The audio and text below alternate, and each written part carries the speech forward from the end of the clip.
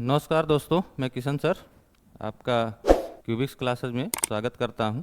जैसे कि हम लोग प्रीवियस ईयर के कुछ क्वेश्चन कर रहे हैं, तो उसका कुछ नेक्स्ट पार्ट हम लेके आए हैं। धीरे धीरे मतलब आपको रोज़ क्वेश्चन मिलते रहेंगे वीडियो में। तो आज हम लोग कुछ और क्वेश्चन करते हैं नए। तो चलिए स्टार्ट करते हैं वीडियो। जैसे कह रहा क्वेश्चन, इस श्रृंखला के स्थान पे क्या आएगा। तो यहाँ पे कह रहा है CFI। तो CFI तो ये डिफरेंट देखा जाए तो 3 का है, ये भी 3 का है। तो 9 और 3 12 हो जाएगा। 12 मीन्स L। तो आपका आएगा L से शुरू होगा, इसका मतलब I, और ये वो वाला आपका ऑप्शन गलत है। आगे देखिए 6 3 9 3 12 3 15, 15 का मतलब O आएगा। फिर इधर भी 3 3 का डिफरेंट है। फिर आपका 9 3 12 12 3 15 और 15 3 18 मीन्स R मिलेगा। तो LOR राइट आंसर इसका होगा पहले का। तो ये LOR D वाला आंसर राइट। चलिए नेक्स्ट क्वेश्चन पर चलते हैं।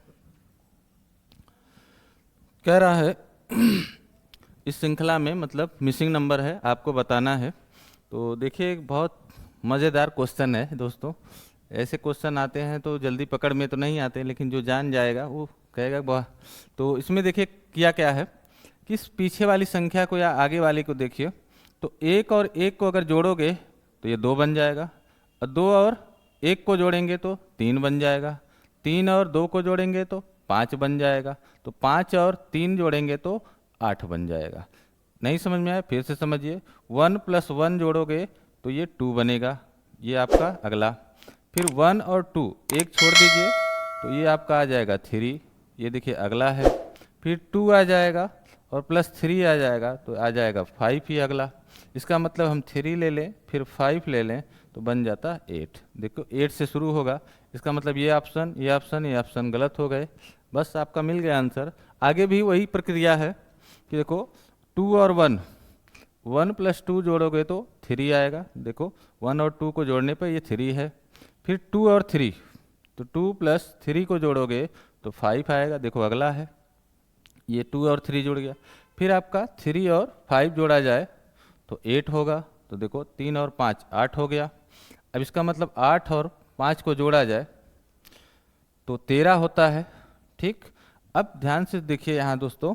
तो 13 का मतलब है कि यहाँ पे हमारा, हाँ ये थोड़ा सा यहाँ पे मिसिंग हुआ है। राइट आंसर इसका 93 होगा। क्यों? क्योंकि ये 13 है और ये 8 है, तो हमारा लास्ट वाला संख्या तो 3 होगा। तो 8 में 1 जुड़ जाएगा तो 8 और 1 यहाँ 9 हो जाएगा। तो ये 93 इसका राइट आंसर, जो कि आपका ये होगा।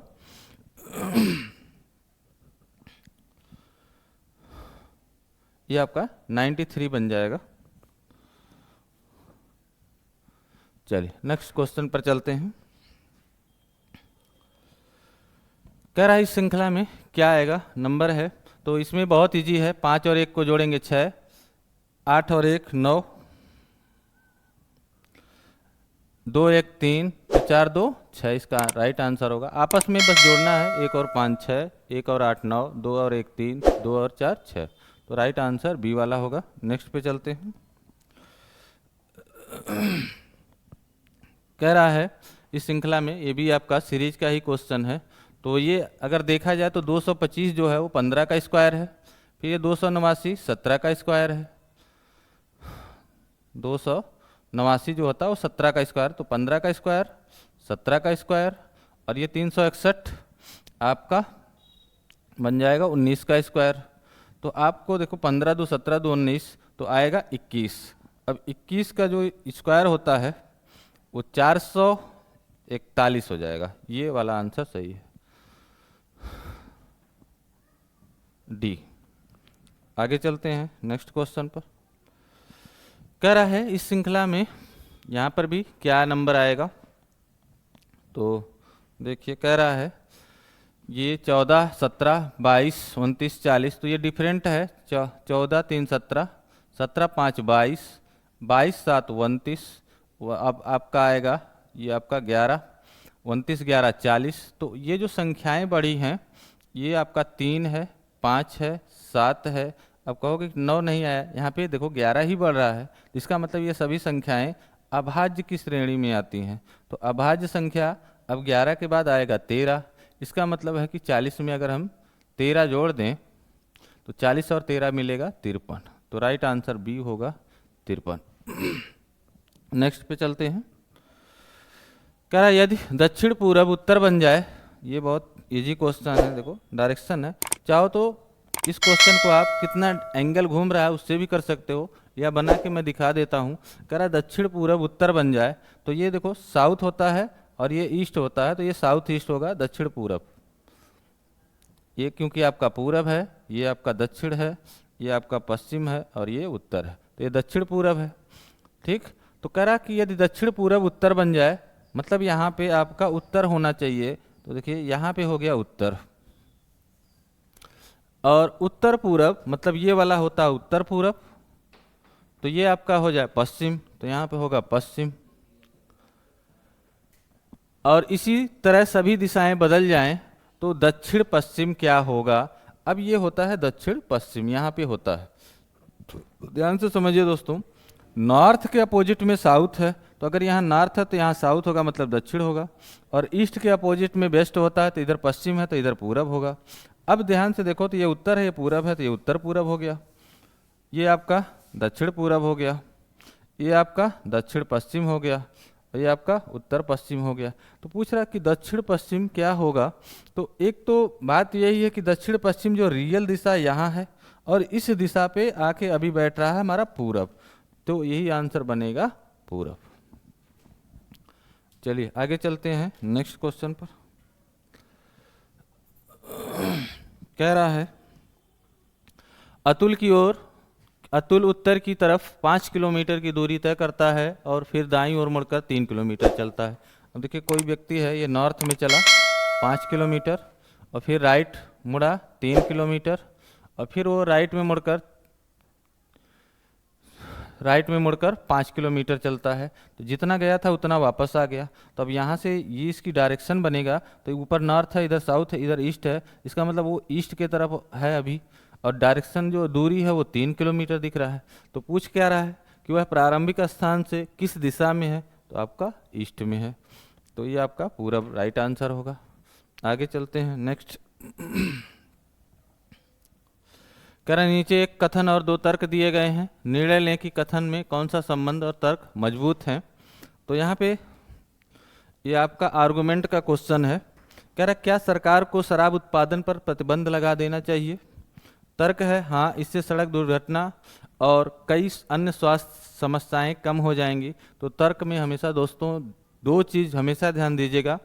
तर्क जब भी दीजिएगा तो तर्क जो होता है एक हाँ में आता है और एक ना में आता है।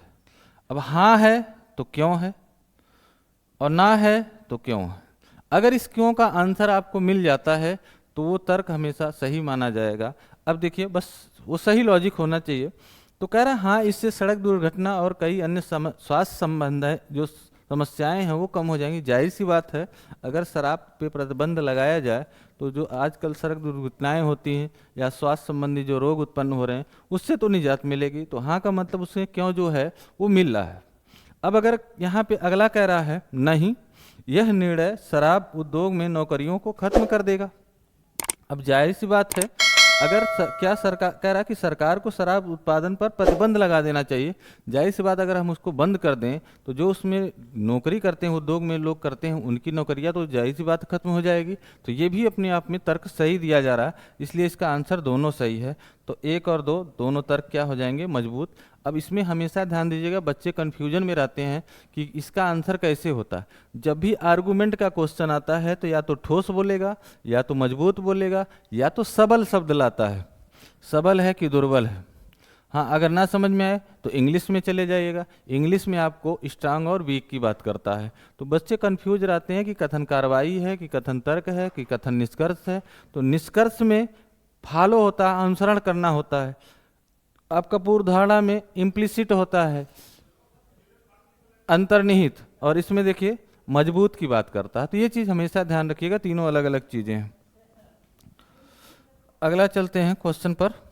कह रहे नीचे एक प्रश्न और 2 कथन दिए हैं, निर्णय लें कि प्रश्न का उत्तर देने के लिए कौन सा कथन पर्याप्त है। ठीक, तो प्रश्न है राजेश का वेतन 12,500 रुपये, अरविंद का वेतन कितना है।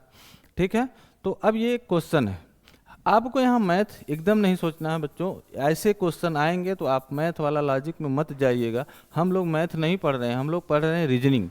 रीजनिंग में कितनी जल्दी आप लॉजिक यहाँ लगा के निकल सकते हो। आप सोचो कि ये जो कह रहा कथन कि अरविंद अपने और राजेश के कुल वेतन का 3/5 वेतन पाता है। ठीक है, जो भी पाता होगा तो इससे तो इसका निकाल ही सकते हो आप, क्योंकि हमको इसका पता है, मतलब पहले से तो आंसर निकाल ही सकते हो। सेम वही चीज देखो, अरविंद के वेतन का 2/3 भाग दोनों के औसत वेतन के बराबर है, इसका मतलब इससे भी निकाल सकते हो। तो हम इससे भी आंसर ला सकते हैं, इससे भी आंसर ला सकते हैं। तो हमको हल नहीं करना है, हम आंसर निकलेगा उस हमसे मतलब ही नहीं, हम आंसर निकल गया, दोनों से निकलेगा तो इसका आंसर जो होता है वो आइदर के केस में चला जाता है। क्यों? क्योंकि इससे भी वही आंसर आ जाएगा, इससे भी वही का आंसर आएगा। तो दोनों से आंसर आ रहा है, तो चाहे पहले से निकाल लीजिए चाहे दूसरे से निकाल लीजिए। तो इसका आंसर या बन जाएगा सी वाला, कि या तो पहला होगा या दूसरा बन जाएगा। चलिए आगे चलते हैं नेक्स्ट पर। कह रहा इस श्रृंखला में अगली संख्या कौन सी होगी? 14, 22, 32, 44, 58, 74। तो ये आपका 14,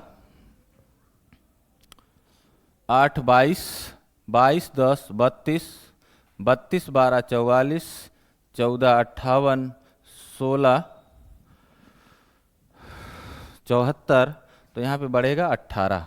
तो 8, 4, 12 का 2 आएगा, इसका मतलब ये 92 आंसर होगा, राइट होगा। क्योंकि 8, 4, 12 का 2, 7, 1, 8, 1, 9, 92, राइट आंसर 92। नेक्स्ट पे चलते। कह रहा है ये भी सीरीज का ही क्वेश्चन है। अब यहाँ पे डिफरेंट दोस्तों देखिएगा, 6, 96, 196, 306 है। तो यहाँ पे क्या आएगा, ये जो डिफरेंट है, अगर हम 96 में से 6 घटा दें तो ये 90 का आता है। और ये वाला डिफरेंट 6 में से 6 गया तो 0, और 19 में से 9 गया तो 10, मतलब 100 का डिफरेंट है। ये वाला जो डिफरेंट है 6 में से 6 गया 0, और ये आपका 1 बचेगा, और ये 2 में से 1 गया 1, 110 का हो गया। तो ये जो डिफरेंट इनका आ रहा है ये 10 का है, ये भी 10 का है, इसका मतलब आगे भी 10 जाएगा। तो 10 और 10 मिलके हो जाएगा 120। अब 120 को इसमें जोड़ दीजिए तो आपका बन जाएगा ये, देखिए 426। तो राइट आंसर आपका पहला होगा 426। वैसे भी एक सिंपल सा लॉजिक बता रहा हूँ, देखो सब में 6 6 6 6 दिख रहा है और बाकी किसी ऑप्शन में 6 नहीं था, तो ये 6 वाला आंसर सही था। चलिए आगे चलते हैं नेक्स्ट क्वेश्चन पर। कह रहा है ये श्रृंखला एक है, आगे क्या आएगा? तो एक देखिए टेबल दिख रहा है, 8 का गुणा अगर 3 बार करोगे तो 8 त्रिके 24, 24 का गुणा अगर 3 बार कर दें तो 24 तियाँ 72, 72 का गुणा अगर हम 3 बार कर दें तो 7 त्रिके 21 206, 7 त्रिके 21 210, 2 तिहाई 6, मतलब 216 बनेगा। तो ये राइट आंसर आपका होगा, क्योंकि आप 216 गुणे अगर 3 करोगे तो देखो 3 6 18, और 3 करने में 3 1 4, और 3 दूनी 6, 648 यहाँ दिया हुआ है। इसका राइट आंसर होगा 216। दोस्तों बहुत इजी है, बस पेपर आपका कठिन नहीं आएगा, बस आप केवल प्रैक्टिस सेट करते रहिए, हम लोगों के साथ जुड़े रहिए। हम लोग नए नए अभी क्वेश्चन लेके आएंगे और बहुत तेज़ी से आपको कराने का, मतलब आपको प्रैक्टिस करोगे तो देखते ही समझ में आने लगेगा कि कैसे क्वेश्चन हल होता है। बस केवल प्रैक्टिस के साथ बने रहिए, जितना ज़्यादा आप प्रैक्टिस करोगे उतना ज़्यादा आपको क्वेश्चन हल करने का तरीका पता चलेगा। चलिए दोस्तों नेक्स्ट क्वेश्चन पर चलते हैं। कह रहा 50 छात्रों की एक कक्षा में दीपक की रैंक शीर्ष से 20वीं है, तो अंत से क्या होगा? सबको पता है, अगर टोटल पता है तो टोटल में से घटा के +1 कर देते हैं। तो 50 माइनस 20 + 1, तो 50 में से 20 गया 30 और 1 31 बनेगा। तो राइट आंसर बी हो जाएगा। आगे चलिए नेक्स्ट पर चलते हैं। कह रहा है लड़कों की एक पंक्ति में रवि लेफ्ट छोर से 9वां है और प्रवीण राइट छोर से 5वां है। ये प्रवीण है, ये रवि है। यदि रवि और प्रवीण के बीच में 7 लड़के हैं तो पंक्ति में कुल कितने लड़के हैं? तीनों को अगर हम जोड़ दें तो 9 7 16 5 21 आ रहा है। ठीक, ये अधिकतम बच्चे हैं और 21 क्या आंसर में है। अब 21 से जब कम आएगा, क्योंकि एक मिनिमम का इसमें केस बनता है, तो 9 और 5 14 होगा। 14 में से अगर 7 निकाल दें तो 7 ही होगा। वो 7 तो ऑप्शन में नहीं है, वो मिनिमम का केस होता। और इस केस में मिनिमम बनेगा ही नहीं, केवल मैक्सिमम बनेगा दोस्तों। तो इसका राइट आंसर 21 है। कह रहा है कक्षा में रोजा शीर्ष से चौथे स्थान पर है। देखिए ऊपर से है चौथा पे और नीचे से 26वें पे। एक ही का दिया है, दोनों का दिया है 26वें पे। तो कुल टोटल पूछ रहा है, तो सबको पता है लेफ्ट राइट हो या टॉप और बॉटम हो, दोनों को जोड़ के -1 कर दिया जाता है। तो 26 4 30 -1 कर दीजिएगा, तो 4 + 26 -1, तो ये आपका हो जाएगा 29। तो ये आपका ए होगा राइट आंसर। आगे कह रहा है यदि कैलेंडर का सवाल है, 1 अगस्त को बुधवार है तो 1 सितंबर को कौन सा दिन होगा। अब आपको अगर दिन पता हो कि सप्ताह में 7 दिन होते हैं तो 7 दिन से भी आप ला सकते हो। देखो अगर 1 अगस्त को है पता है तो अगस्त में टोटल होता है 31 दिन। अब एक दिन निकाल लें तो 30 दिन अभी अगस्त का होगा। अगस्त के बाद आएगा सितंबर, और सितंबर में टोटल होते हैं 30 दिन। सितंबर के बाद 1 सितंबर का ही पूछ रहा है, तो यहाँ पे आगे से मतलब ही नहीं है। तो आपका अगस्त का 30 दिन और 1 तारीख है, तो 30 और 31 दिन होगा। तो 31 को अगर हम 7 से भाग देते तो 7 चौक 28, बचा कितना 3। अब यहाँ दिन पता है हमको बुधवार, तो बुधवार में आप 3 दिन ऐड कर दीजिए, तो बृहस्पति शुक्र शनिवार इसका राइट आंसर बन जाएगा ए वाला।